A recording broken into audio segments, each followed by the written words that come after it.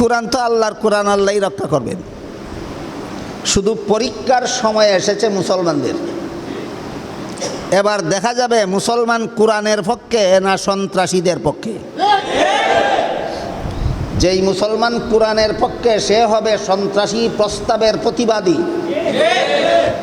আর যে মুসলমান সন্ত্রাসীদের পক্ষে সেই মুসলমান সন্ত্রাসীকে সম্মানিত মেহমান হিসাবে আমন্ত্রণ করে স্বাগত জানাবে।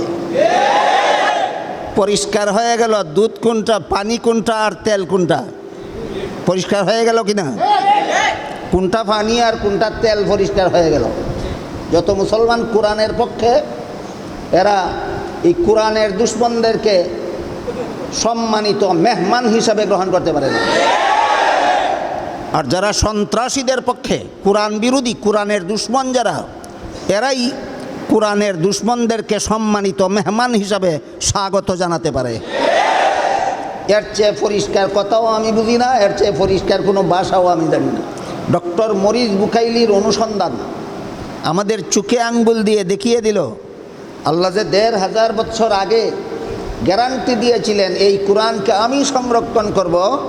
ডক্টর মরিস বুখাইলির অনুসন্ধানে হাতে নাতে আমরা বুঝতে পারলাম যে ১৫০০ বছর যাবৎ আল্লাহ কোরআনকে সংরক্ষণ করে যাচ্ছেন।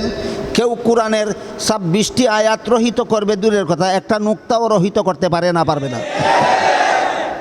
দল বেঁধে অস্ত্র নিয়ে নির্দোষের উপর হামলা করার নাম সন্ত্রাস। দল বেঁধে অস্ত্র নিয়ে নির্দোষের উপর হামলা করার নাম সন্ত্রাস।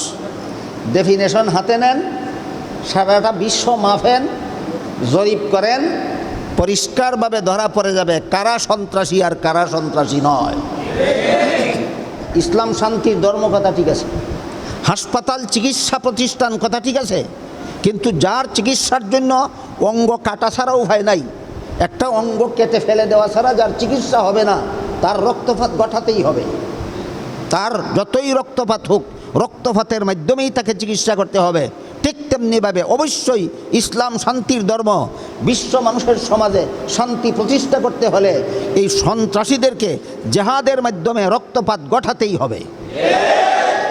ইসলামের জেহাদকে যারা সন্ত্রাস বলে অপপ্রচার করে বেড়াচ্ছে, আমার এই কথাগুলি বুঝে থাকলে আপনারা অবশ্যই বুঝতে পারার কথা যে এটা ইসলামের একটা পবিত্র বিধানের বিরুদ্ধে অপপ্রচার ছাড়া আর কিছু নয়। আলহামদুলিল্লাহি নাহমাদুহু ওয়া নাস্তাঈনুহু ওয়া নাস্তাগফিরুহু ওয়া নু'মিনু বিহি ওয়া নাতাওয়াক্কালু আলাইহি ওয়া নাউযু বিল্লাহি মিন শুরুরি আনফুসিনা ওয়া মিন সাইয়্যিআতি আ'মালিনা। মান ইয়াহদিহিল্লাহু ফালা মুদিল্লা লাহু ওয়া মান ইউদ্লিলহু ফালা হাদিয়া লাহু। ওয়া নাশহাদু আল্লা ইলাহা ইল্লাল্লাহু ওয়াহদাহু লা শারীকা লাহু ওয়া নাশহাদু আন্না সাইয়্যিদানা ওয়া নাবিয়্যানা ওয়া মাওলানা মুহাম্মাদান আবদুহু ওয়া রাসূলুহু সাল্লাল্লাহু তাআলা আলাইহি ওয়া আলা আলিহি ওয়া আসহাবিহি ওয়া বারাকা ওয়া সাল্লাম। আম্মা বা'দু ফাআউযু বিল্লাহি মিনাশ শাইতানির রাজীম। বিসমিল্লাহির রাহমানির রাহিম। ইয়া আইয়ুহাল্লাযীনা আমানু হাল আদুল্লুকুম আলা তিজারাতিন তুনজিকুম মিন আযাবিন আলীম। তু'মিনুনা বিল্লাহি ওয়া রাসূলিহি ওয়া তুজাহিদুনা ফি সাবিলিল্লাহ وتجاهدون في سبيل الله بأموالكم وأنفسكم ذلكم خير لكم إن كنتم تعلمون. وقال رسول الله صلى الله عليه وسلم আল জিহাদু মাদিন ইলা ইয়াউমিল কিয়ামাহ আও কামা ক্বালা আলাইহিস সালাতু ওয়াস সালাম। হযরত উলামায়ে কেরাম, মুহতারাম হাজিরিন, পবিত্র কোরআনের যে দুটি আয়াত আমি আপনাদের সামনে তিলাওয়াত করেছি, আয়াত দুটি আল্লাহ নাজিল করেছিলেন এক সাহাবীর, রাসূলের একজন সাহাবীর একটা প্রস্তাবের উত্তরে,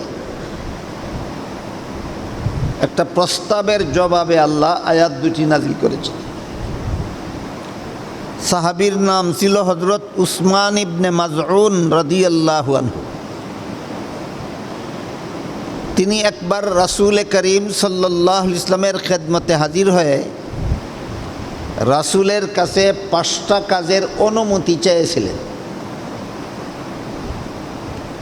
1 নম্বর কাজ, তিনি বললেন, ওগো আল্লাহর রাসূল, আপনি অনুমতি দিলে আমি আমার স্ত্রীকে তালাক দিয়ে আমি দাম্পত্য জীবন থেকে বিচ্ছিন্ন হয়ে যেতে চাই। 1 নম্বর কাজ। 2 নম্বর প্রস্তাব দিলেন তিনি, আপনি অনুমতি দিলে আমি অপারেশনের মাধ্যমে আমার সন্তান জন্ম দেওয়ার ক্ষমতা বিনষ্ট করে দিতে চাই। 3 নম্বর কাজ হলো, তিনি বলেন, রাসূল আপনি অনুমতি দিলে আমি সকল প্রকার উন্নত মানের খানা খাদ্য বর্জন করতে চাই। 4 নম্বরে তিনি অনুমতি চাইলেন, রাসূল আপনি অনুমতি দিলে আমি ভবিষ্যৎ জীবনে আর কোনো রাত না ঘুমিয়ে সারা রাত নফল ইবাদতে কাটিয়ে দিতে চাই। 5 নম্বর কাজ হলো, আপনি অনুমতি দিলে আমি সংসার বিরাগী হয়ে যেতে চাই। এই 5টা প্রস্তাব ইনি রাসূলের দরবারে রাখার পর রাসূল জবাবে বলেন, আন নিকাহু মিন সুন্নতি ওয়ালা রাহবানিয়্যাতা ফিল ইসলাম। এর অর্থ হলো, তুমি স্ত্রীকে তালাক দিয়ে দাম্পত্য জীবন থেকে বিচ্ছিন্ন হয়ে যেতে চাও, অথচ বিবাহ বন্ধনে আবদ্ধ হওয়া আমি নবীর সুন্নত। কাজেই তোমার প্রস্তাব আমার সুন্নত বিরোধী, তোমার প্রস্তাবটা আমার সুন্নত বিরোধী। আর তুমি যতগুলি প্রস্তাব করেছ সবগুলি প্রস্তাবের সারমর্ম হলো তুমি সংসার বিরাগী হয়ে যেতে চাও। এর জবাবে রাসূল বলেন, লা রাহবানিয়্যাতা ফিল ইসলাম। ইসলামের সংসার বিরাগী জীবনযাপনের ব্যবস্থা নাই। সংসার পরিচালনার মাধ্যমেই ইসলাম ধর্ম পালনের ব্যবস্থা দেওয়া হয়েছে। কাজেই তোমার প্রস্তাবিত 5 কাজের কোনো একটি কাজেরও অনুমতি দেওয়া যায় না। যখন রাসূল তার প্রস্তাবিত 5টি কাজের কোনো একটি কাজেরও অনুমতি দিলেন না, তখন তিনি বললেন, যেহেতু সংসার পরিচালনার মাধ্যমেই ধর্ম পালন করতে হবে, তাই আপনি আমাকে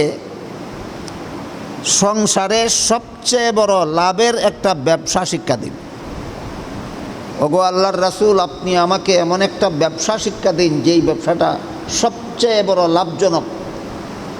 এর চেয়ে বড় লাভের কোনো ব্যবসা জগতে হয় না, এমন সবচেয়ে বড় একটা লাভের ব্যবসা আমাকে শিক্ষা দিন। এই প্রস্তাব সেই সাহাবী রাসূলের দরবারে করার পরে এই প্রস্তাবের প্রেক্ষিতে আল্লাহ তিলাওয়াতকৃত আয়াত দুটি নাজিল করলেন। নাজিল করে বলেন,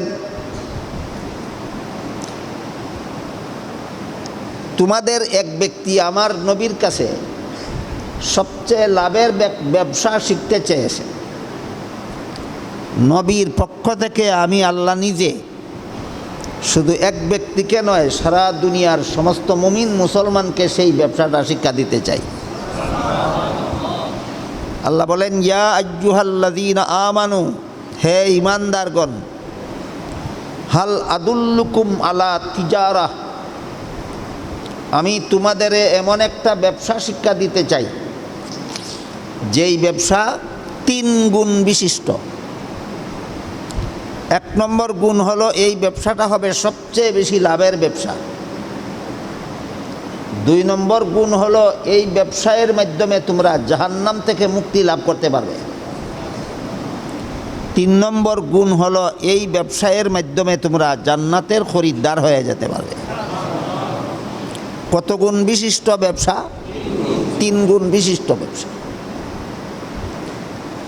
কি সেই ব্যবসা, তার বিবরণ দিয়ে আল্লাহ দ্বিতীয় আয়াতে বলেন, তুমিনুনা বিল্লাহি ওয়া রাসূলিহি ওয়া তুজাহিদুনা ফি সাবিলিল্লাহি বিআমওয়ালিকুম ওয়া আনফুসিকুম, তোমরা আল্লাহ এবং আল্লাহর রাসূলের প্রতি ঈমান আনার পর জানে মালে আল্লাহর পথে জিহাদ করবে। এইটাই ব্যবসা। আল্লাহ এবং আল্লাহর রাসূলের প্রতি ঈমান আনার পরে জানে মালে আল্লাহর পথে জিহাদ করবে, এই জিহাদটাই 3 গুণ বিশিষ্ট ব্যবসা। 1 নম্বর গুণ, এর চেয়ে বড় লাভের কোনো ব্যবসা জগতে নাই। 2 নম্বর গুণ, এর মাধ্যমেই তোমাদের জাহান্নাম থেকে মুক্তির পথ। 3 নম্বর গুণ, এই ব্যবসায়ের মাধ্যমেই তোমরা হয়ে যাবে জান্নাতের খরিদ্দার। আল্লাহ যে কথাটা বললেন এর প্রেক্ষিতে বেশ কতগুলি প্রশ্ন জাগে। একটা প্রশ্ন জাগে, জেহাদ তো কোনো ব্যবসা, তো বেচা কিনার নাম। জেহাদ তো কোনো বেচা কিনার নাম নয়, এটাকে আল্লাহ ব্যবসা বললেন কীভাবে? আরেক প্রশ্ন জাগে যে ব্যবসাও আবার সবচেয়ে বড় লাভজনক ব্যবসা হলো কীভাবে? আরেক প্রশ্ন জাগে, জেহাদকে যে আল্লাহ 3 গুণ বিশিষ্ট ব্যবসা বলেছেন, এই জেহাদ সম্পর্কে হাদিস শরীফে রাসূল বলেছেন, আল জেহাদু মাজিন ইলা ইয়াউমিল কিয়ামা, ইসলামের জেহাদ বিধান কিয়ামত পর্যন্ত থাকবে বলবৎ। ইসলামের জেহাদ বিধান রাসূল কি বলেছেন? রহিত হয়ে যাবে না কিয়ামত পর্যন্ত বলবৎ থাকবে? বলবৎ থাকবে। কিন্তু বর্তমান দুনিয়াতে যারা সন্ত্রাসী আছে, সন্ত্রাসী, কিছু সন্ত্রাসী আছে জাতীয় সন্ত্রাসী, আর কিছু সন্ত্রাসী আছে আন্তর্জাতিক সন্ত্রাসী। বর্তমান দুনিয়ার জাতীয় এবং আন্তর্জাতিক সন্ত্রাসীরা যখন দেখল যে ইসলামের জেহাদ বিধান যেখানে চালু থাকে সেখানে সন্ত্রাস চলতে পারে না, সন্ত্রাসের পথে একমাত্র বাধা হলো জেহাদ, এই জন্য এরা এদের সন্ত্রাসী কর্মকাণ্ডকে সমাজে চালু রাখার জন্য জেহাদকেই সন্ত্রাস বলে সমাজে অপপ্রচার শুরু করে দিয়েছে। এতে করে শিক্ষিত অশিক্ষিত নির্বিশেষে অনেক মুসলমানের অন্তরে দ্বিধা সংকোচ দেখা দিয়েছে। জেহাদ যদি সন্ত্রাস হয়ে থাকে তাহলে সেই জেহাদের পক্ষে আমরা থাকব কেন? আমি জবাব দেওয়ার আগে আপনাদেরকে বলতে চাই, জেহাদ শব্দটা আল্লাহ কোরআনে বলেছেন কিনা? হাদিস শরীফে আল জেহাদ বলেছেন কিনা রাসূল? জেহাদ যেখানেই থাকে আপনি যদি তারই বিরোধী হয়ে যান তাহলে আপনার মতো মুসলমান হাদিস বিরোধী হয়ে গেলেন, কোরআন বিরোধী হয়ে গেলেন।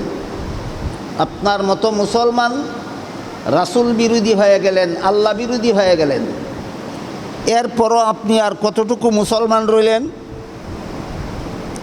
এই বিষয়টা অত্যন্ত গভীরভাবে বর্তমান সমাজের সমস্ত মুসলমানদের চিন্তা ভাবনা করে দেখা দরকার। আল্লাহ বলেছেন, তোমরা আল্লাহ এবং আল্লাহর রাসূলের প্রতি ঈমান আনার পর জানে মালে আল্লাহর পথে জিহাদ করবে। এটা 3 গুণ বিশিষ্ট ব্যবসা। এই জিহাদ করার কথা আল্লাহ কোরআনে বলেছেন। রাসূল বলেছেন হাদিস শরীফে, জেহাদের ইসলামের জেহাদ বিধান কিয়ামত পর্যন্ত বলবৎ থাকবে। রাসূলও বলেছেন জেহাদের বিধান থাকবে বলবৎ কিয়ামত পর্যন্ত। এখন সন্ত্রাসীদের অপপ্রচারের শিকার হয়ে, সন্ত্রাসীদের কুৎসারটনায় প্রভাবান্বিত হয় যে সমস্ত শিক্ষিত বা অশিক্ষিত মুসলমান ইসলামের জেহাদকেই সন্ত্রাস মনে করে, এই মনে করার মানে দাঁড়ায়, অনিবার্য মর্ম দাঁড়ায়, রাসূলও সন্ত্রাসী, আল্লাহও সন্ত্রাসী। কুরআনও মুসলমানকে সন্ত্রাস শিক্ষা দেয়, হাদিসও মুসলমানকে সন্ত্রাস শিক্ষা দেয়। এই চিন্তা চেতনার অনিবার্য মর্ম এটাই দাঁড়ায়। আপনার চিন্তা চেতনার দ্বারা যদি এমন মর্ম দাঁড়ায় যে মর্মের দ্বারা রাসূলও সন্ত্রাসী সাব্যস্ত হয়ে যান, আল্লাহও সন্ত্রাসী সাব্যস্ত হয়ে যান, কুরআন হাদিসের শিক্ষাকে সন্ত্রাসের শিক্ষা সাব্যস্ত হয়ে যায়, কুরআন হাদিসকে সন্ত্রাসের শিক্ষাগ্রন্থ সাব্যস্ত করা হয়, এই রকম ধ্যান ধারণার পরে একজন মুসলমান আর কি পরিমাণ মুসলমান থাকে। এজন্য আমাদের বোঝার দরকার আসলে সন্ত্রাস কোনটা আর জেহাদ কোনটা। সন্ত্রাসীরা অবাধে সন্ত্রাসী কর্মকাণ্ড চালাবার জন্য ইসলামের জেহাদ বিধানকে সন্ত্রাস আখ্যা দিয়ে চলেছে। কারণ জেহাদ চালু থাকলে সন্ত্রাস চলতে পারে না। জেহাদ আর সন্ত্রাসের উদাহরণ হলো আলো আর অন্ধকারের মতো। মসজিদের সবগুলি দরজা জানালা বন্ধ করে বাতিগুলি অফ করে দিলে মসজিদের ভিতরটা আলোকিত থাকবে না অন্ধকার হয়ে যাবে? তাহলে যেখানে আলো থাকে সেখান থেকে অন্ধকার দূর হয়ে যায়, আর যেই জায়গাটা অন্ধকারাচ্ছন্ন হয় সেখান থেকে আলো দূর হয়ে যায়। যেমনভাবে আলো আর অন্ধকার একত্র হতে পারে না, ঠিক তেমনিভাবে সন্ত্রাস আর জেহাদ একত্র হতে পারে না।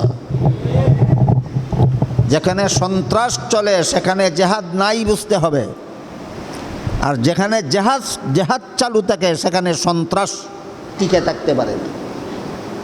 কাজেই ইসলামের জেহাদকে যারা সন্ত্রাস বলে অপপ্রচার করে বেড়াচ্ছে, আমার এই কথাগুলি বুঝে থাকলে আপনারা অবশ্যই বুঝতে পারার কথা যে এটা ইসলামের একটা পবিত্র বিধানের বিরুদ্ধে অপপ্রচার ছাড়া আর কিছু নয়। তাই আমাদের বোঝা দরকার সন্ত্রাস কাকে বলে এবং জেহাদ কাকে বলে। প্রথমে আমরা মনে রাখি সন্ত্রাস কাকে বলে। বর্তমান দুনিয়াতে যেখানেই সন্ত্রাস দমনের নামে মুসলমানদের বিরুদ্ধে জুলুম অত্যাচার চলে, সবখানেই বুলি আওড়ানো হয় সন্ত্রাস দমন করি। কোন বুলি আওড়ানো হয়? সন্ত্রাস দমন করি। ফিলিস্তিনের মুসলমানদেরকে ইহুদিরা নির্মূল করে চলেছে সন্ত্রাস দমনের নামে। আফগানিস্তানের মুসলমানদেরকে আমেরিকানরা ধ্বংসের দ্বারপ্রান্তে উপনীত করে দিয়েছে সন্ত্রাস দমনের নামে। ইরাকের গদিতে আমেরিকান সন্ত্রাসীরা পুতুল সরকার বসিয়েছে সন্ত্রাস দমনের নামে। ভারতের 450 বৎসরের পুরাতন বাবরি মসজিদকে ধ্বংস করে হিন্দুরা রামের মন্দির নির্মাণ করে চলেছে সন্ত্রাস দমনের নামে। দেখা গেল বর্তমান বিশ্বের যেখানেই মুসলিম নির্মূল অভিযান চালাচ্ছে আন্তর্জাতিক সন্ত্রাসীরা, সবগুলি সন্ত্রাসী কর্মকাণ্ড চালাচ্ছে সন্ত্রাস দমনের নামে। এটা একটা শয়তানি চক্রান্ত ছাড়া আর কিছু নয়। আমার মনে হয় আপনারা বর্তমান ভারতের একটা প্রস্তাব সম্পর্কেও অবগত আছেন। ভারতের আদালতে রিট করা হয়েছে কোরআনের 26টা আয়াত রহিত করে দেওয়ার জন্য। এই প্রত্যেকটা আয়াতে জেহাদের কথা উল্লেখ আছে। এই জন্য প্রত্যেকটা আয়াতে কিসের কথা আছে? জেহাদের কথা আছে, এই জন্য এরা এই জেহাদের আয়াতগুলি বাদ দিতে চায়। কেন? জেহাদের আয়াত থাকলে কাশ্মীরি মুসলমানদের উপর সন্ত্রাস চালানো যাবে না, অযোধ্যার মুসলমানদের উপর সন্ত্রাস চালানো যাবে না। সন্ত্রাসকে অবাধে চালাতে হলে জেহাদ রহিত করতে হবে। তাই কোরআনের যত আয়াতে জেহাদের কথা আছে এইগুলি রহিত করার জন্য বিশ্ব সন্ত্রাসীরা এবার আদালতের আশ্রয় নিয়েছে।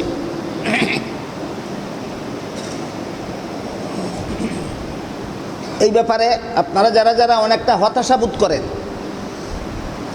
আমি আপনাদের একটা সুসংবাদ দিতে পারি, হতাশার কিছু নাই।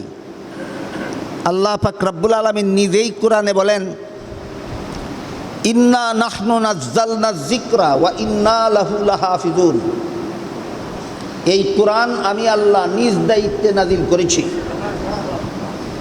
রহিতকরণ, বর্ধিতকরণ, সংযোজন, বিয়োজন থেকে আমি আল্লাহ নিজ দায়িত্বে এই কোরআনকে চিরকাল রক্ষা করে যাব। কাজে কোরআন তো আল্লাহর কোরআন, আল্লাহই রক্ষা করবেন। শুধু পরীক্ষার সময় এসেছে মুসলমানদের।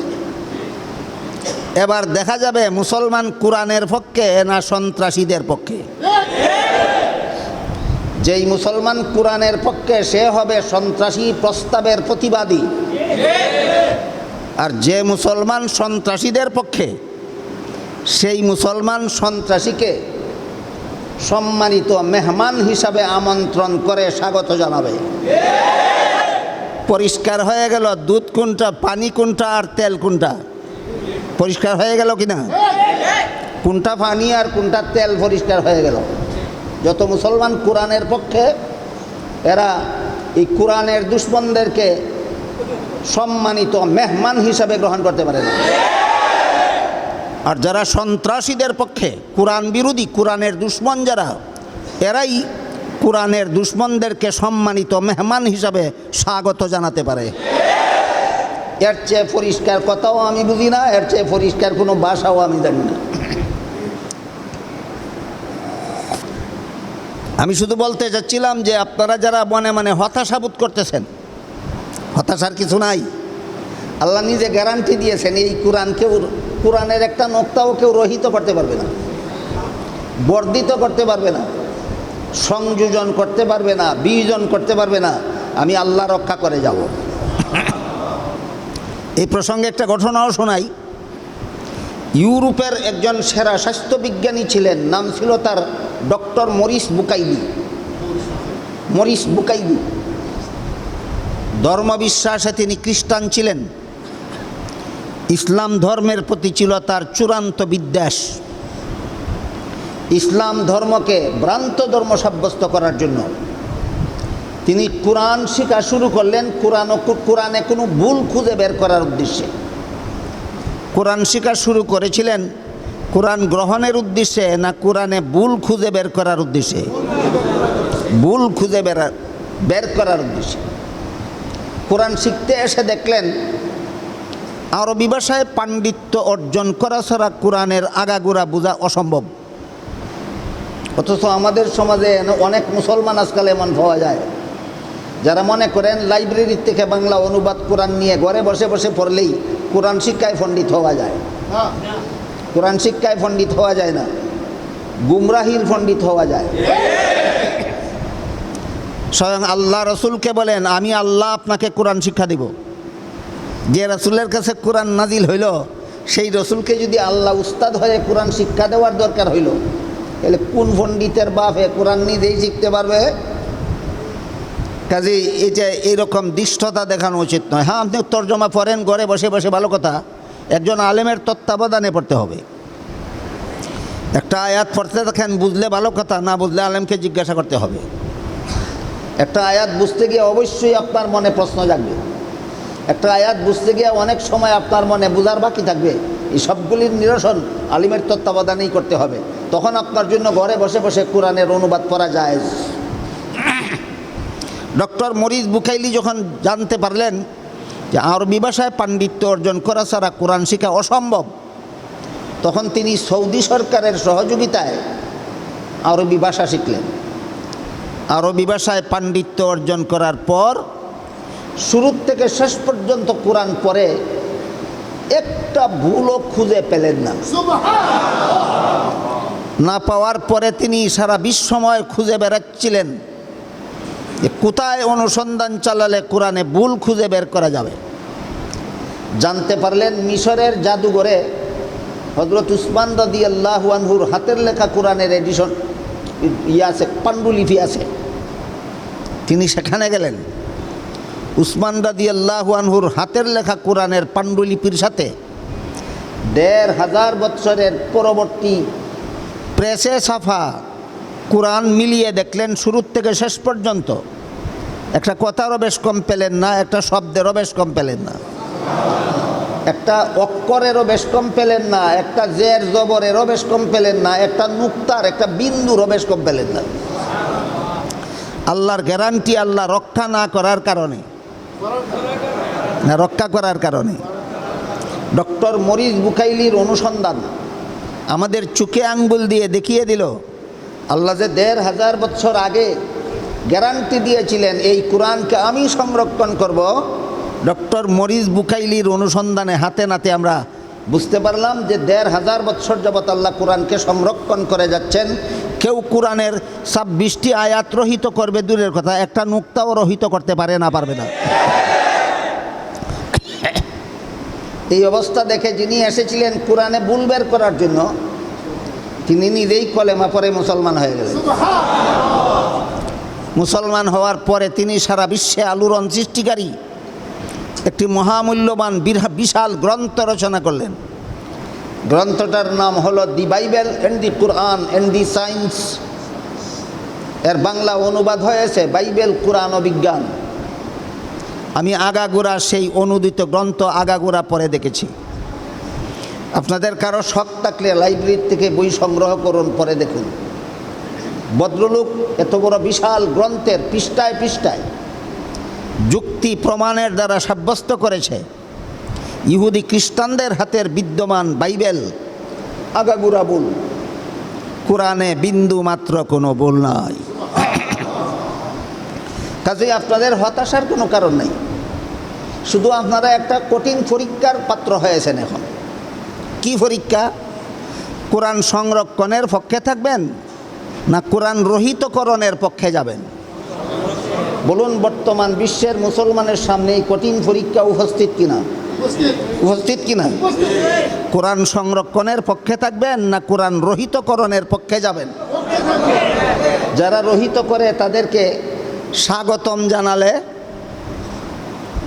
যারা কোরআন রহিত করার জন্য আদালতে যারা রিট করেছে তাদেরকে যদি সম্মানিত মেহমান বলে আমন্ত্রণ করা হয়, কোন পক্ষে গেলেন আপনি? এই কঠিন পরীক্ষা হবে শুধু, আর কিছু না। কোরআন আল্লাহ হেফাজত করবেন। একদল কোরআনের পক্ষপাতী আর একদল কোরআনের দুশ্মন সাব্যস্ত হয়ে যাবে। কাজে আপনাদের ফয়সলা আপনারাই করবেন, কে কোরআনের পক্ষে থাকবেন আর কে কোরআনের দুশ্মনদের পক্ষে যাবেন। এটা আপনাদের যার যার ব্যাপার। আমাদের দায়িত্ব হলো আপনাদেরকে বিষয়টা অবগত করে দেওয়া। তো এই কোরআনের বহু আয়াতে আল্লাহ জেহাদ শব্দ ব্যবহার করেছেন। রাসূল করিম সাল্লাল্লাহু আলাইহি ওয়াসাল্লাম বহু হাদিসে জেহাদ শব্দ ব্যবহার করেছেন। যত আয়াতে জেহাদের কথা আছে 26টা আয়াত, আরও আয়াতে আছে, হয়তো সন্ত্রাসীরা ওই আয়াত এখনও খুঁজে পায়নি যে আরও আয়াতে জেহাদের কথা আছে। তাদের দৃষ্টিতে আপাতত 26টা আয়াত বের হয়েছে যে 26টা আয়াতে জেহাদের কথা আছে। একমাত্র জেহাদের অপরাধে এরা কোরআনের 26টা আয়াত রহিত করার জন্য আদালতে রিট করেছে। কেন? এরা জেহাদকে বলে সন্ত্রাস, জেহাদকে বলে সন্ত্রাস। এই জন্য আমাদের সন্ত্রাস এবং জেহাদের কমপ্লিট ডেফিনেশন জানা দরকার, পরিপূর্ণ সংজ্ঞা জানা দরকার। জেহাদ কাকে বলে আর সন্ত্রাস কাকে বলে? বর্তমান দুনিয়াতে যারা মুসলমানদেরকে হত্যাযজ্ঞ চালিয়ে যাচ্ছে, তারা সন্ত্রাস দমনের নামেই এই সন্ত্রাসী কর্মকাণ্ডটা চালিয়ে যাচ্ছে। সন্ত্রাসী কর্মকাণ্ড কিসের নামে? সন্ত্রাস দমনের নামে। এতে সাধারণ মুসলমানদের চোখে ধুলা পড়া দেওয়া হয়।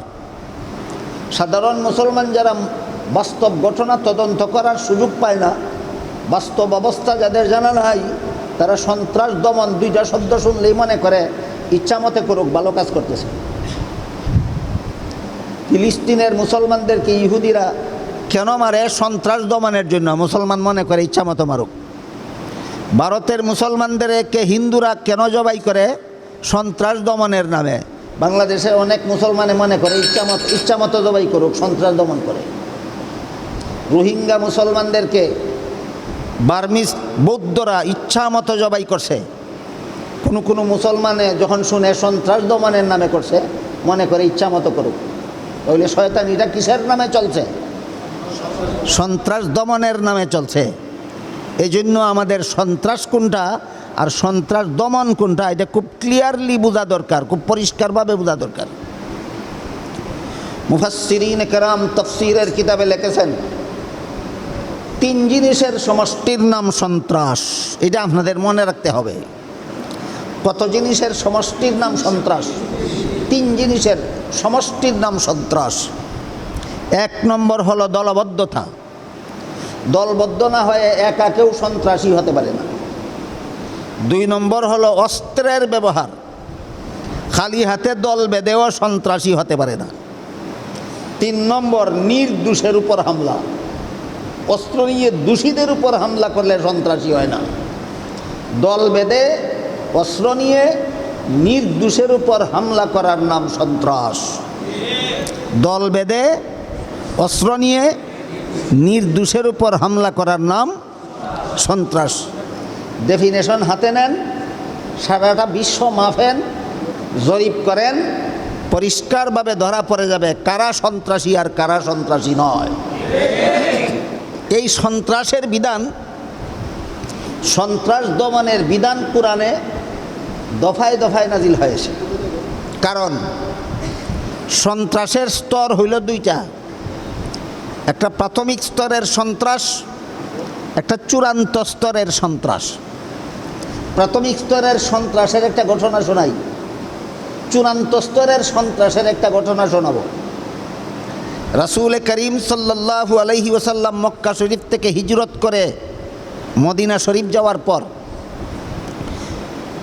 মিডল ইস্টের মধ্যে বাহরাইন নামে একটা দেশ আছে।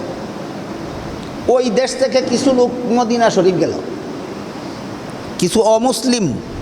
এরা মদিনা শরীফে গিয়ে রাসূলের সাথে সাক্ষাৎ করে বলল, আমরা অমুসলিম, আমরা বাহরাইন থেকে এসেছি, ইসলাম ধর্মের সংবাদ পেয়ে এসেছি, আমাদের কাছে প্রমাণ হয়েছে ইসলাম ধর্মটা সত্য।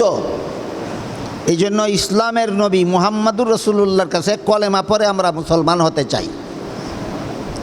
রাসূল করিম সাল্লাল্লাহু আলাইহি ওয়াসাল্লাম বাহরাইন থেকে আগত অমুসলিমদের দলকে কলেমা পড়ালেন, মুসলমান হলো তারা।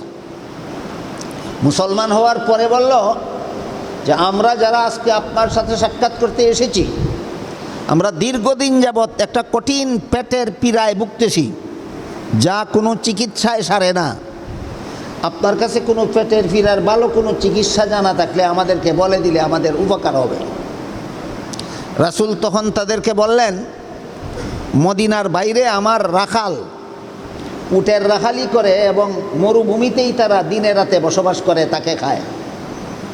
তোমরা মদিনার বাইরে যাও আমার রাখালের কাছে, গিয়ে রাখালের সাথে মরুভূমিতে উট চরানির কাজে তাদেরকে সহযোগিতা করো, তাদের সাথে থাকো। আর তোমরা প্রতিদিন উটের দুধ পান করবা এবং প্রতিদিন কিছু কিছু উটের পেশাবও পান করবা। এখন প্রশ্ন জাগতে পারে, পেশাব পান করা তো হারাম, রাসূল কিভাবে এই হারাম কাজ করার নির্দেশ দিলেন? এই প্রশ্নের সংক্ষিপ্ত জবাব হলো, কোনো একটা হারাম জিনিস না খাওয়া পর্যন্ত এই রোগের আর কোনো চিকিৎসা নাই যদি সাব্যস্ত হয়, তখন তার চিকিৎসার জন্য হারাম জিনিসটা খাওয়া জায়েজ হয়। বিষয়টা বুঝতে পারলেন? তাহলে রাসূল যাদেরকে পেশাব পান করার কথা বলেছিলেন, অন্য চিকিৎসায় তারা সুস্থ হয়েছিল না অসুস্থই রয়েছিল? সুতরাং এইটা ছাড়া তাদের আর কোনো চিকিৎসা ছিল না। এই জন্য রাসূল তাদেরকে বলে দিলেন, মরুভূমিতে আমার রাখালের সাথে তোমরাও উটের রাখালি করবে, আর প্রতিদিন উটের দুধও পান করবে, কিছু পেশাবও পান করবে। রাসূলের কথা মতো তারা মরুভূমিতে গেল, রাখালের সাথে দিনরাত সেখানে থাকে, উট চড়ানির কাজে রাখালকে সহযোগিতা করে, আর প্রতিদিন উটের দুধও পান করে, কিছু পেশাবও পান করে। অল্প দিনেই তাদের পেটের পীড়া সেরে গেল, অল্প দিনেই পেটের পীড়া সেরে গেল, পরিপূর্ণ সুস্থ হয়ে গেল। সুস্থ হওয়ার পর এই বাহরাইন থেকে আগত নৌ মুসলিমের বাহিনী রাসূলের রাখালের 4 হাত পা কেটে দিল। কি করলো? 4 হাত পা কেটে দিল। বলুন তো, 4টা হাত পা কেটে দেওয়ার পরে যদি তার উপর আরও কোনো আঘাত করা হয়, সে কি পলাতে পারে? পলাতে পারে না। দুনো হাত কেটে ফেলে দিল, দুনো পা কেটে ফেলে দিল। এরপরে খেজুর গাছের কাঁটা সংগ্রহ করে খেজুরের কাঁটা দিয়ে তাদের চক্ষুগুলি কুচিয়ে কুচিয়ে রাসূলের এই রাখালদের চক্ষুগুলি বন্ধ করে দিল। এইভাবে লুম হর্ষক জুলুম নির্যাতন করে রাসূলের রাখালকে শহীদ করে দিল। তারপর তারা ইসলাম ধর্ম বর্জন করে মুরতাদ হয়ে গেল। আর রাসূলের তত্ত্বাবধানে যে উটগুলির রাখালি করত রাখাল, সবগুলি উটকে তারা হরণ করে নিয়ে বাহরাইনের পথে রওনা হয়ে গেল। 3টা অপরাধ করলো। 1 নম্বর, তারা ইসলাম গ্রহণ করার পরে আবার মুরতাদ হয়ে গেল। 2 নম্বর, রাসূলের রাখালকে অত্যন্ত মর্মান্তিকভাবে জুলুম অত্যাচার করে শহীদ করলো। 3 নম্বর, উটের পালকে অপহরণ করে নিয়ে নিজের দেশের দিকে রওনা হয়ে গেল। সংবাদ মদিনায় রাসূলের কাছে পৌঁছলে পরে রাসূল একদল অশ্বারোহী বাহিনী পাঠালেন, ঘুড়সওয়ার। এরা ঘোড়া দৌড়াইয়া গিয়া মধ্য রাস্তায় এই কাফেলাকে গ্রেফতার করলেন এবং উটের পাল সহ গ্রেফতার করে রাসূলের সামনে হাজির করে দিলেন। মনে আছে কি কত জিনিসের সমষ্টির নাম সন্ত্রাস? দল বেঁধে অস্ত্র নিয়ে নির্দোষের উপর হামলা। বলেন, বাহরাইন থেকে একটা লোক এসেছিল না একদল? রাখালের হাত পা কেটে দিয়েছিল অস্ত্র ছাড়া না অস্ত্র দিয়ে? রাখাল দোষী ছিল না নির্দোষ? এই ইসলামের ইতিহাসে প্রথম সন্ত্রাস। ইসলামের ইতিহাসে এই প্রথম সন্ত্রাস, প্রথম সন্ত্রাসী দল মুসলমানদের হাতে বন্দী হয়, গ্রেফতার হয়। আল্লাহর রাসূল সাল্লাল্লাহু আলাইহি ওয়াসাল্লাম এদেরকে কি বিচার করবেন? তখনও সন্ত্রাসীদের বিচার করার কোনো আয়াত রাসূলের কাছে নাজিল হয়নি। এমতাবস্থায় আল্লাহ পাক রব্বুল আলামিন সূরা মায়েদার 33 নম্বর আয়াত নাজিল করে রাসূলকে প্রাথমিক পর্যায়ের সন্ত্রাসীদের দমন ব্যবস্থা শিক্ষা দিলেন। কোরআন শরীফের কোন সূরার কত নম্বর আয়াতে প্রাথমিক স্তরের সন্ত্রাস দমন ব্যবস্থা আছে? সূরা মায়েদার 33 নম্বর আয়াতে প্রথম পর্যায়ের সন্ত্রাস দমনের ব্যবস্থা আছে। সেখানে আল্লাহ উল্লেখ করে দিয়েছেন সন্ত্রাসী হামলা সর্বমোট 4 প্রকার। সন্ত্রাসী হামলা 4 প্রকার। 1 নম্বর, দল বেঁধে অস্ত্র নিয়ে নির্দোষের উপর হামলা করে হত্যাও করলো, লুণ্ঠনও করলো। 2 নম্বর, শুধু হত্যা করলো, লুণ্ঠন নয়। 3 নম্বর, শুধু লুণ্ঠন করলো, হত্যা নয়। 4 নম্বর, হত্যা লুণ্ঠন কোনোটাই করতে পারেনি, তবে হামলা চালিয়েছিল। বুঝে থাকতে বলুন, সন্ত্রাসী হামলা সর্বমোট কত প্রকার? 4 প্রকার। এই 4 প্রকার সন্ত্রাসী হামলা দমনের ব্যবস্থা বলে দিয়ে আল্লাহ সূরা মায়েদার 33 নম্বর আয়াতে বলেন, এরা প্রথম প্রকারের সন্ত্রাসী। ঘটনা বুঝে থাকলে বলুন তো, এরা কোন প্রকারের সন্ত্রাসী? দল বেঁধে অস্ত্র নিয়ে নির্দোষের উপর হামলা করে হত্যাও করলো, লুণ্ঠনও করলো। হত্যাও করলো, লুণ্ঠনও করলো। আল্লাহ বলেন, প্রথম প্রকার সন্ত্রাসীদেরকে দমন করার ব্যবস্থা হলো এদেরকে সদল বলে চাক্ষুষভাবে জনতার সামনে শুলিতে চড়িয়ে হত্যা করুন। দ্বিতীয় প্রকার সন্ত্রাসীদেরকে স্বাভাবিকভাবে হত্যা করুন। তৃতীয় প্রকার সন্ত্রাসীদেরকে এক পাশের হাত এক পাশের পা কেটে দিন। চতুর্থ প্রকার সন্ত্রাসীদেরকে জেলখানায় বন্দী করে রাখুন। এটা হলো প্রথম স্তরের সন্ত্রাসীদের বিচার ব্যবস্থা 4 প্রকার। হামলা 4 রকম হওয়ার কারণে প্রথম প্রকার সন্ত্রাসী কারা? যারা সন্ত্রাসী কর্মকাণ্ড করার পরে সরকারি বাহিনীর হাতে ধরা পড়ে এবং যাদেরকে আদালতে হাজির করা সম্ভব হয়, তাদের জন্য 4 পদ্ধতির বিচার। কিন্তু সন্ত্রাসীরা যদি সরকারি বাহিনীর নাগালের বাইরে চলে যায়, সন্ত্রাসীদেরকে যদি আদালতে হাজির করা সম্ভব না হয়, অথবা সরকারি বাহিনী যদি সন্ত্রাসীকে গ্রেফতার করার জন্য গেলে পরে তারা আত্মসমর্পণ না করে অস্ত্র নিয়ে সরকারি বাহিনীর মোকাবেলার জন্য দাঁড়িয়ে যায়, বুঝে থাকলে বলুন তাদেরকেও আদালতে বিচার করার সম্ভাবনা বাকি থাকে না? তখন আল্লাহ পাক রব্বুল আলামিন বলেন এরা হইল চূড়ান্ত পর্যায়ের সন্ত্রাসী। এই চূড়ান্ত পর্যায়ের সন্ত্রাস দমনের ব্যবস্থা আদালত নয়, চূড়ান্ত পর্যায়ের সন্ত্রাস দমন ব্যবস্থা জিহাদ। চূড়ান্ত পর্যায়ের সন্ত্রাস দমন ব্যবস্থা জিহাদ। তাহলে জিহাদের নাম ওই সন্ত্রাস না? সন্ত্রাস দমনের চূড়ান্ত ব্যবস্থা, সন্ত্রাস দমনের চূড়ান্ত ব্যবস্থা হইল জিহাদ। বর্তমান বিশ্বের যে বা যারা যেখানেই কোরআনের কোনো আয়াত রহিতকরণের প্রস্তাব করে, খুঁজলে দেখা যায় আয়াতটা জেহাদের আর প্রস্তাবকারীরা সন্ত্রাসী। আয়াতটা জেহাদের আর প্রস্তাবকারীরা সন্ত্রাসী। বর্তমান 26টা আয়াত রহিতকরণের যে প্রস্তাব করা হয়েছে, এই 26টা আয়াতের 26টা আয়াতই জেহাদের আর প্রস্তাবকারীরা সন্ত্রাসী। প্রস্তাবকারীরা সন্ত্রাসী। এই কথাটা আমাদের কখনো ভুলে গেলে হবে না যে রহিতকরণের কোরআনের কোন কোন আয়াত রহিতকরণের প্রস্তাব হচ্ছে, যেসব আয়াতে জেহাদের কথা আছে। প্রস্তাব কারা করে? যারা সন্ত্রাসী। প্রস্তাব কারা করে? যারা সন্ত্রাসী। এই বিষয়টা বোঝাতে গিয়ে মুফাসসিরিনে কেরাম তাফসীরের কিতাবে বড় চমৎকার একটা উদাহরণ দিয়েছে। উদাহরণটা হলো, মানুষের শরীরে একটা কঠিন রোগ হয়, দুরারোগ্য রোগ, যা পুরাতন হয়ে গেলে আর কোনো চিকিৎসায় সারে না। রোগটার নাম হলো ক্যান্সার।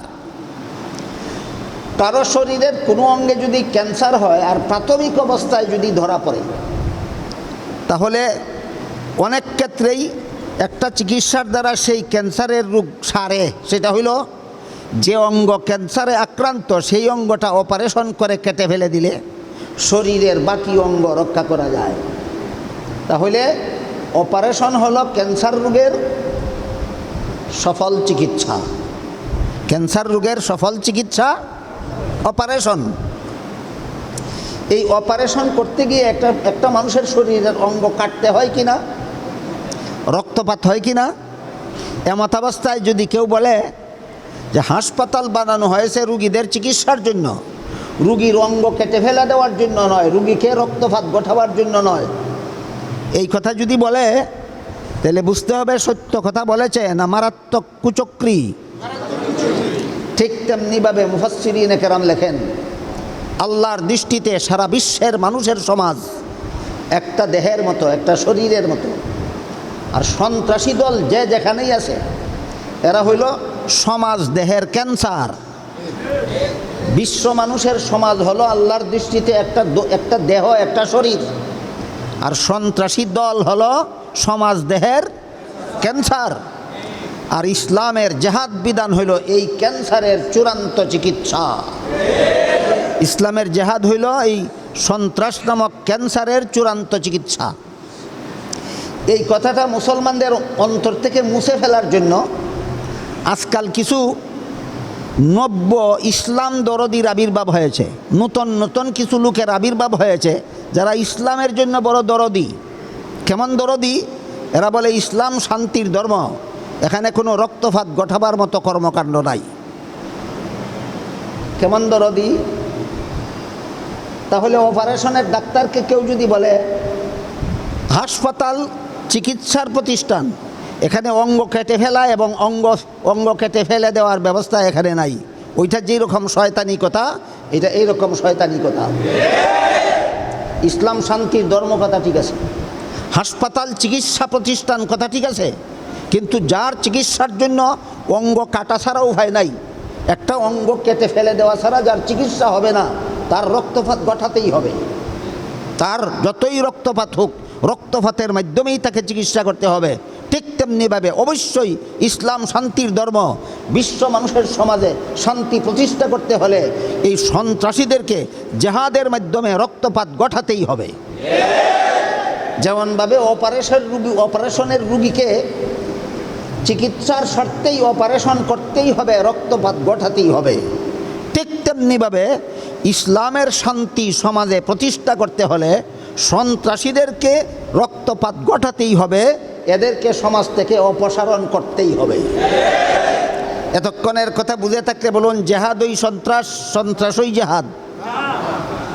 না, জেহাদ হলো সন্ত্রাস দমনের চূড়ান্ত ব্যবস্থা। জেহাদ হলো সন্ত্রাস দমনের চূড়ান্ত ব্যবস্থা। মুহাম্মাদুর রাসূলুল্লাহ সাল্লাল্লাহু আলাইহি ওয়াসাল্লামের 40 বছর বয়সে তার কাছে কোরআন নাজিল শুরু হয়েছিল। কোরআন নাজিল শুরু হওয়ার পরে আরও 13 বছর মক্কা নগরীতে ছিলেন। এই 13 বছরের ভিতরে সন্ত্রাসীরা অবর্ণনীয় সন্ত্রাসী হামলা চালিয়েছিল রাসূলের উপর, রাসূলের অনুসারী সাহাবাদের উপর। সেই সন্ত্রাসী হামলার বিবরণ দীর্ঘ 13টি বছরের ইতিহাস। সেই ইতিহাসের একটিমাত্র অঙ্গ, মক্কার শীর্ষ সন্ত্রাসী আবু জাহাল বর্শা হাতে নিয়ে, হযরত সুমাইয়া রাদিয়াল্লাহু আনহা একজন মহিলা ছিলেন, ইসলাম গ্রহণ করার অপরাধে তার লজ্জাস্থানে আঘাত করে আবু জাহাল তাকে শহীদ করেছে। এই ধরনের সন্ত্রাসী হামলা একতরফাভাবে চলছিল মক্কায় দীর্ঘ 13টি বছর। আল্লাহর পক্ষ থেকে হুকুম ছিল, আপনি প্রতিশোধে যাবেন না, প্রতিবাদ করবেন না, এদের বিরুদ্ধে টু শব্দটুকু করবেন না। এরা ইচ্ছা মতো সন্ত্রাসী হামলা চালাক, আর আপনারা শুধু নীরবে সহ্য করে যান। তখন আল্লাহর এইটাই ছিল নির্দেশ, মুসলমানেরা প্রতিশোধে যাবে না, প্রতিবাদ করবে না, শুধু নীরবে সহ্য করবে। কেন? কারণ সন্ত্রাস দমন করতে হলে জেহাদ লাগে। এতক্ষণে বুঝলেন কি না? সন্ত্রাস দমন করতে হইলে কি লাগে? জেহাদ লাগে। আর জেহাদের মাধ্যমে সন্ত্রাস দমন করার দায়িত্বটা হলো সরকারের। কার? মক্কি জিন্দেগিতে রাসূলের কোনো সরকার ছিল না। এই জন্য না জেহাদের ক্ষমতা ছিল, না জেহাদের দায়িত্ব ছিল। এই জন্য আল্লাহ মক্কি জিন্দেগিতে নির্দেশ দিয়েছিলেন, যেহেতু আপনার সন্ত্রাসীদের মোকাবেলা করার ক্ষমতাও নাই, আপনার কোনো প্রতিষ্ঠিত রাষ্ট্রও নাই, কাজে আপনার নীরবে সন্ত্রাসী হামলা সহ্য করা ছাড়া কোনো গতি নাই। 13টি বৎসর পর্যন্ত আল্লাহর নির্দেশে এভাবে নীরবে সন্ত্রাসী হামলা সহ্য করার পর আল্লাহ হুকুম দিলেন, এবার আপনি সাহাবায়ে কেরামদেরকে নিয়ে দেশান্তর হয়ে যান। রাসূল করিম সাল্লাল্লাহু আলাইহি ওয়াসাল্লাম 13 বৎসরের নির্যাতিত সাহাবাদেরকে নিয়ে মক্কা শরীফ থেকে হিজরত করে মদিনা শরীফ চলে গেলেন। আগের বৎসর মদিনা শরীফ গিয়েছেন, পরের বৎসরই আবু জাহাল 950 অস্ত্রসজ্জিত সন্ত্রাসী নিয়ে মদিনার পথে রওনা হলো, সেখানে গিয়ে হামলা করার জন্য। এবার আল্লাহ রাসূলকে নির্দেশ দিলেন, আর নীরবে সন্ত্রাস সহ্য করা নয়, আপনি মদিনায় একটা রাষ্ট্র প্রতিষ্ঠা করেছেন, এবার আপনার দায়িত্ব সন্ত্রাস দমন করা। সন্ত্রাসীরা আসতেছে মক্কা থেকে, বের হয়ে পড়ুন জেহাদের ময়দানে। রাসূল করিম সাল্লাল্লাহু আলাইহি ওয়াসাল্লাম প্রায় নিরস্ত্র 313 জন সাহাবাকে নিয়ে বদরের প্রান্তরে উপনীত হলেন। সন্ত্রাসী বাহিনী আসলো মক্কার থেকে, আর মদিনার পার্শ্ববর্তী একটা মাঠ, এটার নাম বদর, এখানে রাসূল মাত্র 313 জন নিয়ে উপস্থিত হলেন। উভয় পক্ষ মুখোমুখি যুদ্ধ হইল। বুঝে থাকলে একটু গভীরভাবে মনোযোগ দিয়ে বলবেন। মক্কা থেকে আগত সন্ত্রাসীদের নেতা হলো আবু জাহাল। তাদের সংখ্যা ছিল 950, সমস্তই ছিল অস্ত্রসজ্জিত।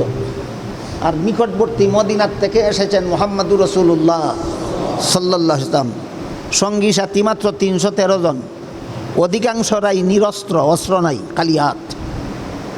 কোন বাহিনীটা সন্ত্রাসী? যারা সংখ্যায় কম, অস্ত্রও নাই, এরা সন্ত্রাসী না? যারা সংখ্যায় বেশি, অস্ত্রধারী, তারা সন্ত্রাসী। কি অপরাধ ছিল মুহাম্মাদুর রাসূলুল্লাহর? কেন হামলা করতে আসলো? তাইলে মক্কা থেকে দল বেঁধে এসেছে অস্ত্র নিয়ে নির্দোষ মুহাম্মাদের উপর হামলা করার জন্য। বুঝা থাকতে বলুন, হামলাটার নাম কি? সন্ত্রাস।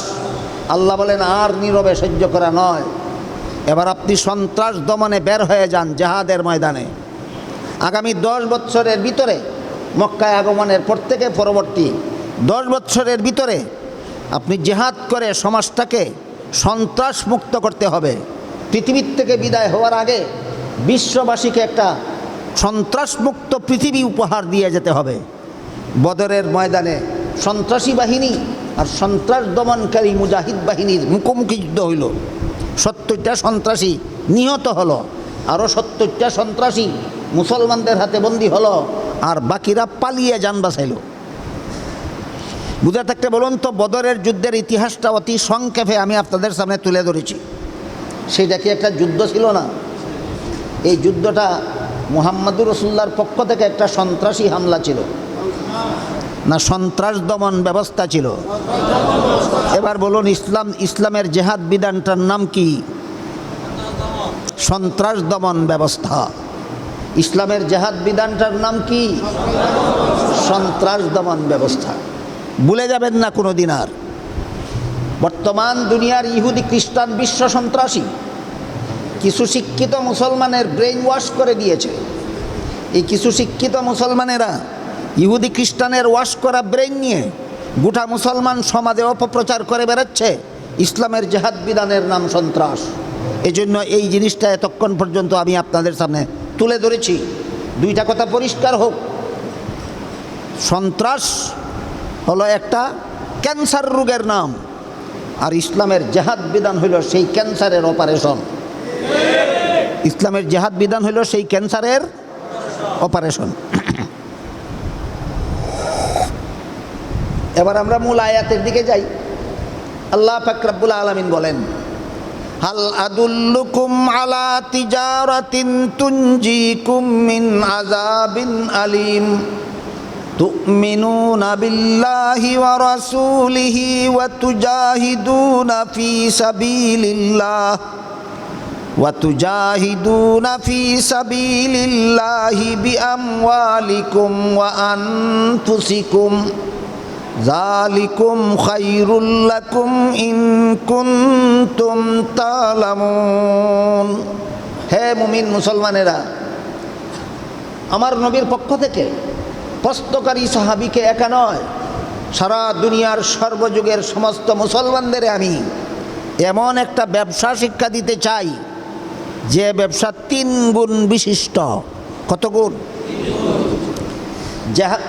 ব্যবসাটা কি? ব্যবসা হলো তোমরা জানে মালে আল্লাহর পথে জেহাদ করবে, এইটা হইল ব্যবসা।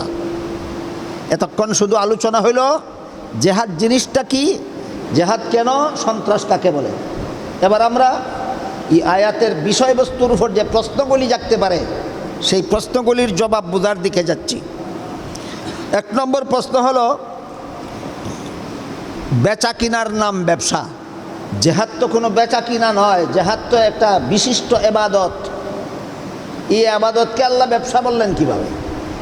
এই প্রশ্নের জবাবে মুফাসসিরিনে কেরাম লিখেছেন, হ্যাঁ, বেচা কিনার নাম ব্যবসা। জেহাদের ময়দানে একটা চূড়ান্ত বেচা কিনা হয়, এই জন্য আল্লাহ জেহাদকে ব্যবসা বলেছে। জেহাদের ময়দানে কি চূড়ান্ত বেচা কিনা হয়, জেহাদের ময়দানে কি বেচা কিনা হয় সেই বিষয়ে বর্ণনা দিয়া আল্লাহ পাক রব্বুল আলামিন অন্য আয়াতে বলেন, ইন্নাল্লাযীনা ইউবাইউনাকা ইন্নামা ইউবাইউনাল্লাহা ইয়াদুল্লাহি ফাওকা আইদিহিম ফামান নাকাসা ফাইন্নামা ইয়ানকুসু আলা নাফসিহি ওয়ামান আওফা বিমা আহাদা আলাইহুল্লাহ ফাসায়ুতিহি আজরান আযীমা। আল্লাহ বলেন, হে রাসূল করিম সাল্লাল্লাহু আলাইহি ওয়াসাল্লাম, যারা আপনার হাতে ধরে বেচা কিনা করে, এই দেখেন বেচা কিনা। রাসূল বলেন, হে আল্লাহ বলেন, হে রাসূল, যারা আপনার হাতে ধরে বেচা কিনা করে। আয়াতটা আল্লাহ কখন নাজিল করছিলেন? হুদাইবিয়ার সন্ধি চুক্তি সম্পন্ন হওয়ার আগে। হুদাইবিয়ার ক্ষেত্রে রাসূল যখন উপস্থিত হয়েছিলেন, সন্ধি চুক্তি সম্পন্ন হওয়ার আগে একটা গুজব রটানো হয়েছিল যে মক্কাবাসী মূর্তি পূজারীরা রাসূলের সঙ্গী হযরত উসমানকে শহীদ করে ফেলেছে। আসলে খবরটা সত্য ছিল না, তো গুজব ছিল। এই খবরটা রাসূলের কাছে পৌঁছার পরে রাসূল তো আর গায়েব জানেন না, সত্যই তারে শহীদ করা হয়েছে কিনা রাসূলের জানা নাই।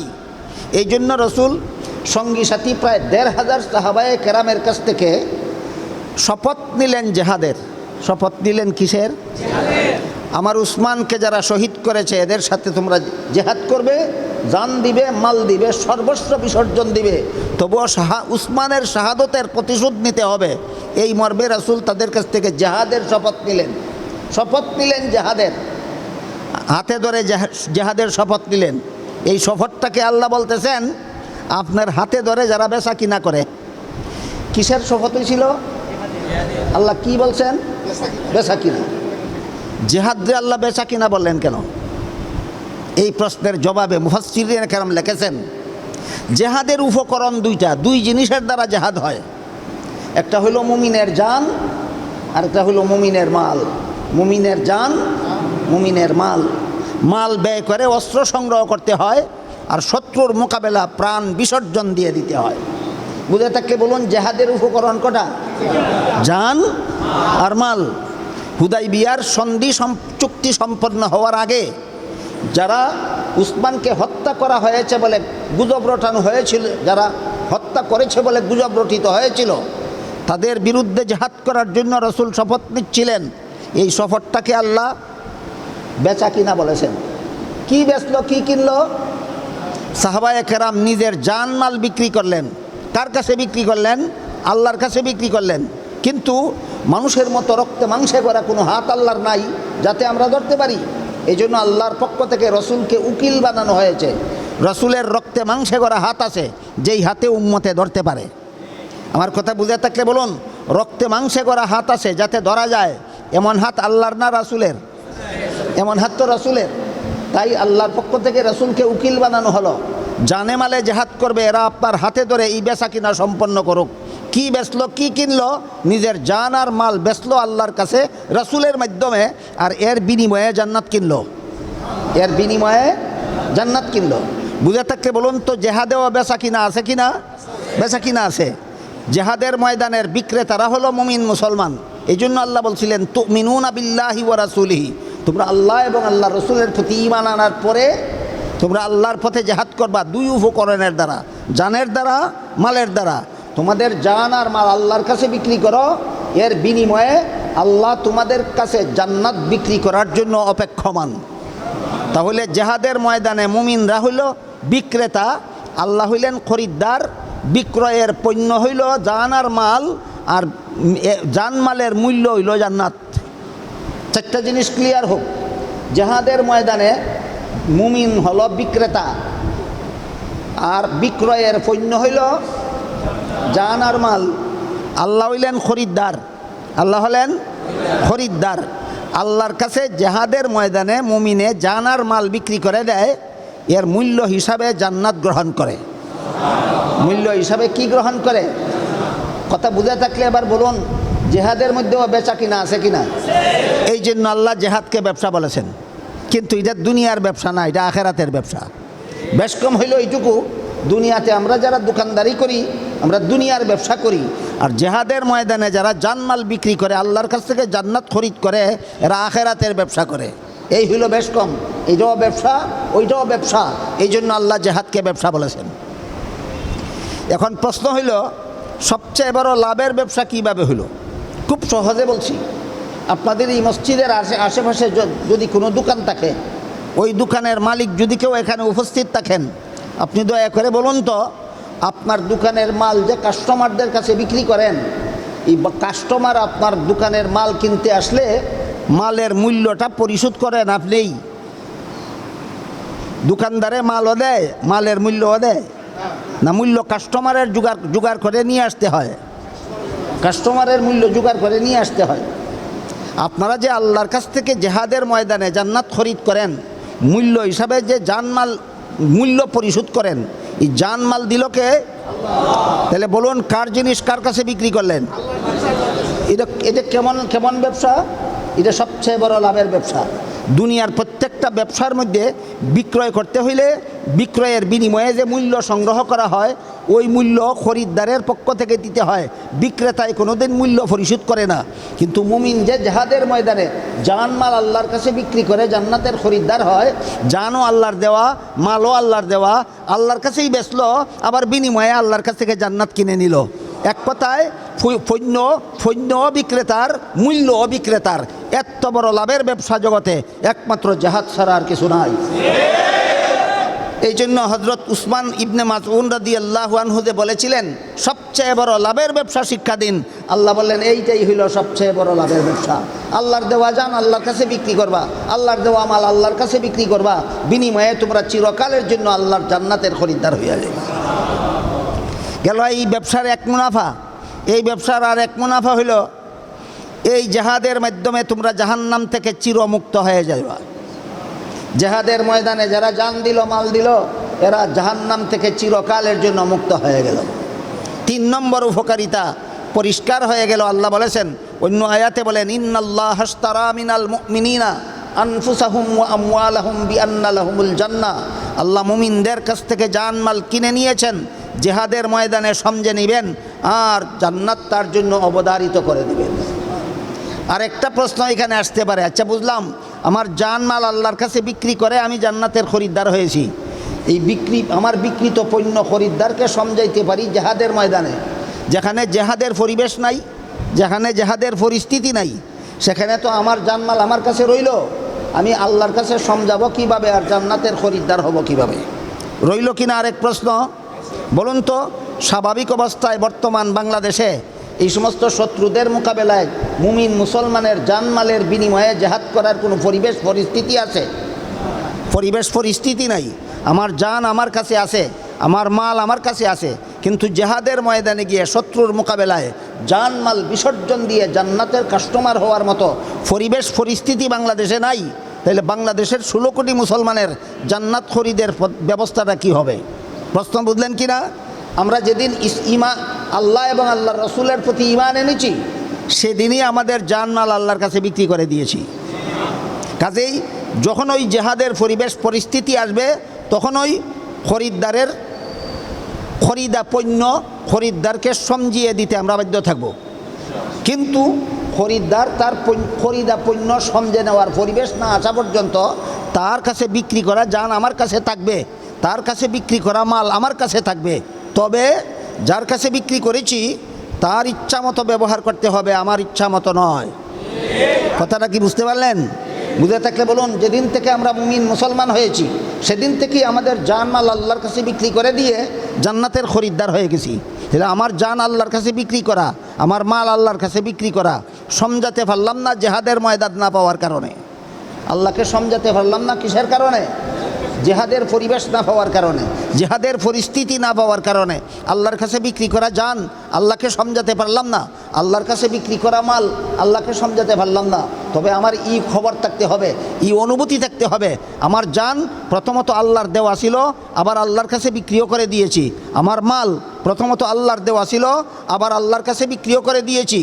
আল্লাহ শুধু কিছুদিনের জন্য আমার কাছে আমানত রেখে দিয়েছেন, আমার ইচ্ছা মতো ব্যবহার করার জন্য নয়, যার কাছে বিক্রি করেছি তার ইচ্ছা মতো ব্যবহার করার জন্য। তবুও আমি জান্নাতের খরিদ্দার হয়ে যেতে পারি।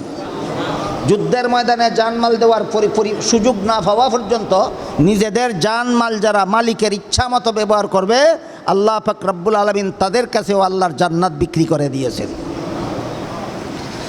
এবার বুঝে থাকলে বলুন তো, আল্লাহ যে আমাদের জানমালের বিনিময়ে আমাদের কাছে জান্নাত বিক্রি করার ঘোষণা দিলেন, বেচা কিনার নিয়মে বিক্রেতার বলতে হয় আমি বিক্রি করলাম না বিক্রি করব। বিক্রি করলাম বলতে হয়, বিক্রি করব বললে বেচা হয় না। আর কাস্টমারের বলতে হয় আমি কিনলাম, কিনব বললে বেচা কিনা হয় না। আমি একটা জামা আপনার কাছে 500 টাকায় বিক্রি করব, আপনি বললেন আমি কিনব, ওইসে বেচা কিনা? তাহলে কি বলতে হবে? আমার বলতে হবে জামাটা 500 টাকায় আপনার কাছে বিক্রি করলাম, আপনার বলতে হবে 500 টাকায় আমি কিনলাম। আপনারা যদি সত্যি আল্লাহর কাছ থেকে জান্নাতের কাস্টমার হতে চান তাহলে আল্লাহ তো বলে দিয়েছেন ইন্নাল্লাহ আশতারা, আমি তোমাদের জানমাল কিনলাম, বিনিময়ে তোমাদের কাছে জান্নাত বেচলাম। আপনাদের কি বলতে হবে, আমরা কিনবো না কিনলাম? সুতরাং আল্লাহর সাথে আমাদের কন্ট্যাক্ট হয়ে গেছে, আমাদের জানমাল আল্লাহর কাছে বেচা হয়ে গেছে, আল্লাহর জান্নাত আমাদের কিনা হয়ে গেছে। হয়ে গেছে কিনা? সব বেচা কিনা সম্পন্ন হয়ে গেছে। এখন বেচা কিনার নিয়ম মতো আল্লাহ যেমন বললেন আমি বেচলাম, আমরাও বললাম আমরা কিনলাম। শুধু পণ্যটা খরিদ্দারকে সমঝানোর বাকি, পণ্যটা শুধু খরিদ্দারকে সমঝানোর বাকি। সমঝাবার আগ পর্যন্ত খরিদ্দারে কইল ঠিক আছে আমার কিনা জিনিসটা তোমার কাছে থাকুক, তোমার ইচ্ছা মতো ব্যবহার করবা না, আমার ফর্মুলা মতো ব্যবহার করবা। এরপরে যদি বিক্রেতা বিক্রিত মালকে যদি নিজের ইচ্ছা মতো ব্যবহার করে ফেলে, তাহলে বেচা কিনার চুক্তি থাকে না। বলুন তো, আমরা নিজেদের জানমাল যে আল্লাহর কাছে বিক্রি করে জান্নাত কিনেছিলাম, সেই আল্লাহর ইচ্ছার বিরুদ্ধেও কখনো ব্যবহার করি কিনা? তখন কি জান্নাত বেচা কিনার কন্ট্রাক্ট আমাদের থাকে না ক্যান্সেল হয়ে যায়? ক্যান্সেল হয়ে যায়। এবার দেখুন আমাদের এই মালিক কত বড় দয়াল। মালিক বলে তুমি আমার ফর্মুলা লঙ্ঘন করে জান ব্যবহার করেছ, আমার ফর্মুলা লঙ্ঘন করে মাল ব্যবহার করেছ, আমার সাথে তোমার জান্নাত বেচা কিনার চুক্তি ক্যান্সেল হয়ে গেছে। চিন্তার কোনো কারণ নাই, আবার আমার সাথে নবায়ন করে ফেলো, আমি আবারও তোমার কাছে জান্নাত বিক্রি করে দেব। এই মর্মেই আল্লাহ বলেন ইন্নাল্লাযীনা ইউবাইউনাকা ইন্নামা ইউবাইউনাল্লাহা ইয়াদুল্লাহি ফাওকা আইদিহিম ফামান নাকাসা ফাইন্নামা ইয়ানকুসু আলা নাফসি ওয়ামান আউফা বিমা আহাদা আলাইহুল্লাহ ফাসায়ুতিহি আজরান আযীমা। দ্বিতীয়বার চুক্তি রিনিউ করতে হইলে এবার মালিকের হাতে ধরে করতে হবে। প্রথম মুখে মুখে চুক্তি করছিলা, লঙ্ঘন করে ফেলাইছ। প্রথম মুখে মুখে চুক্তি করছিলা, আল্লাহ বলেছিলেন জান্নাত বেচলাম, তোমরা বলেছিলা কিনলাম। এটা মুখে মুখে কথায় কথায়, হাতে ধরাধরি ছিল না। কিন্তু মুখে মুখের চুক্তিটা তোমরা ফর্মুলা বিরোধী কর্মকাণ্ডের মাধ্যমে ক্যান্সেল করে ফেলেছ। দ্বিতীয়বারের চুক্তি আর মুখে মুখে করলে হবে না, এবার মালিকের হাত ধরে চুক্তি করতে হবে। আগেই বলেছি আমাদের মালিকের রক্তে মাংসে করা হাত নাই ধরার মতো, আছে নাই। এই জন্য মালিকের পক্ষ থেকে উকিল পাঠিয়েছেন, তার নাম হলো মুহাম্মাদুর রাসূলুল্লাহ সাল্লাল্লাহু আলাইহি ওয়াসাল্লাম। আল্লাহ বলেন আপনার হাতে দুইটা যদি চুক্তিটা নবায়ন করে, সেটা আমি আল্লাহর হাতে দুইটাই নবায়ন করা হবে। এখন তো রসুলও দুনিয়াতে নাই, এখন কার হাতে ধরে আমরা আল্লাহর সাথে জান্নাত বেচা কিনার চুক্তি করব? এমন রাসূল করিম সাল্লাল্লাহু আলাইহি ওয়াসাল্লাম বলেন ইন্নাল উলামা ওয়ারাসাতুল আম্বিয়া। নবী ছিলেন আল্লাহর পক্ষের উকিল, আর নবীর অবর্তমানে আলেমগণ হলেন নবীর পক্ষের উকিল। এখন যারা হক্কানি উলামায়ে কেরামের হাতে ধরে আল্লাহর সাথে জান্নাত কেনার চুক্তি করে, হে আল্লাহ তোমার জান্নাত কিনলাম, আমার জানমাল তোমার কাছে বিক্রি করলাম, মরণ পর্যন্ত আমার জান তোমার ফর্মুলার বিরুদ্ধে ব্যবহার করব না, মরণ পর্যন্ত আমার মাল তোমার ফর্মুলার বিরুদ্ধে ব্যবহার করব না। আল্লাহ পাক রব্বুল আলামিন আবারও তাদের সাথে জান্নাত বেচা কিনার চুক্তি নবায়ন করেন। তাহলে আমাদের জান্নাত বেচা কিনার চুক্তি নবায়ন করার একটা পথ আল্লাহ চিরকালের জন্য খোলা রেখেছেন কিনা? খোলা রেখেছেন। সেটা হলো আমি যদি মনে মনে জানি আমি আল্লাহ বিরোধী কাজ করেছি, আল্লাহর সাথে আমার জান্নাত কেনার চুক্তি ক্যান্সেল হয়ে গেছে, এখন চুক্তি নবায়ন করার জন্য রসুলের হাতে ধরার কথা ছিল, রসুলও নাই দুনিয়াতে। এখন আল্লাহর সাথে সেই জান্নাত কেনার চুক্তিটা নবায়ন করব, বলুন কার হাতে ধরে? উলামায়ে কেরামের হাতে ধরে। এই জন্য উলামায়ে কেরামের প্রতি শ্রদ্ধাবোধ রাখতে হবে। এরা নবীর পক্ষের উকিল, আর নবী ছিলেন আল্লাহর পক্ষের উকিল। কিসের উকিল? তাদের হাতে ধরে আমি আমার জান্নাতের কাস্টমার হইতাম, তাদের হাতে ধরে আমি আমার জান্নাতের কাস্টমার হব। যে আলেমের হাতে ধরে জান্নাতের কাস্টমার হওয়া যায়, সেই আলিমের সাথে মনের সদ্ভাব না রাখলে ইমান থাকে না, ইমান ধ্বংস হয়ে যায়।